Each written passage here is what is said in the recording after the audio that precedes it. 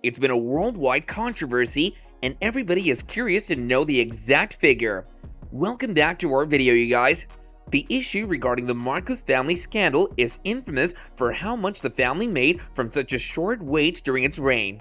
Some believe that it was involved in a number of illegal vices, and there's plenty of evidence to prove it.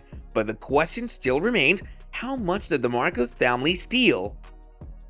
The Marcos family came to power in the Philippines in the 1960s, and throughout their reign, they were accused of using illegal means to make money. There were plenty of arguments to support the case, but the family had no intention of stopping during their government from 1965 to 86. After they were finally removed from power, the entire world focused on calculating exactly how much they made using their unethical practices. There are two solid figures considered in this case as acceptable, with a major proportion agreeing that the Marcos family stole around $5 to $10 billion in their final years.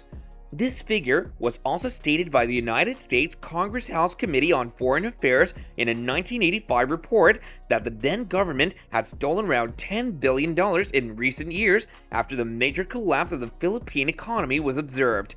After their removal in 1986, Jovita Salonga, the PCGG's first chairman, started investigating on the paper trail left behind by the Marcos, and his cited figure is globally regarded as the official wealth that the Marcos family gained with no explanation.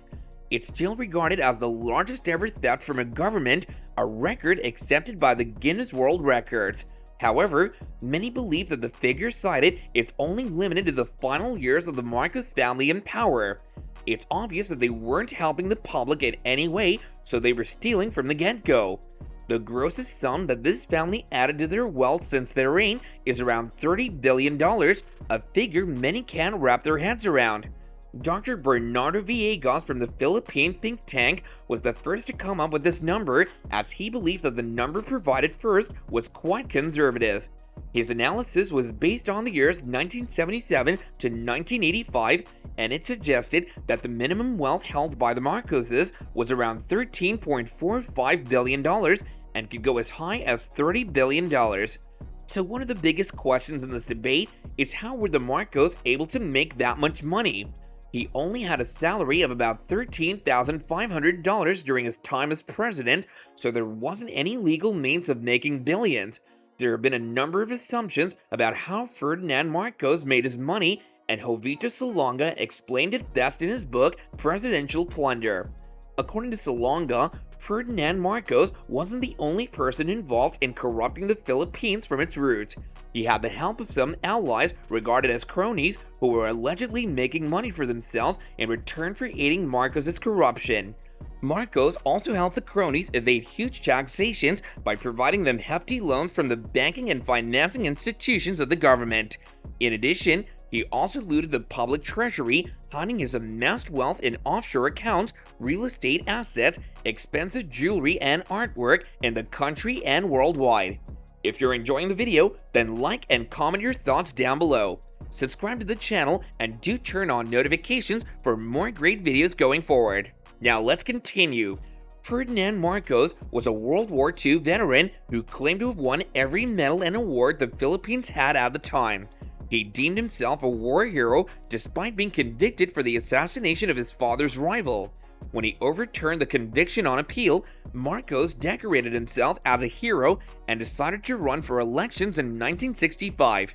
The rival party called Ferdinand Marcos a thief, swindler, and threat to the country.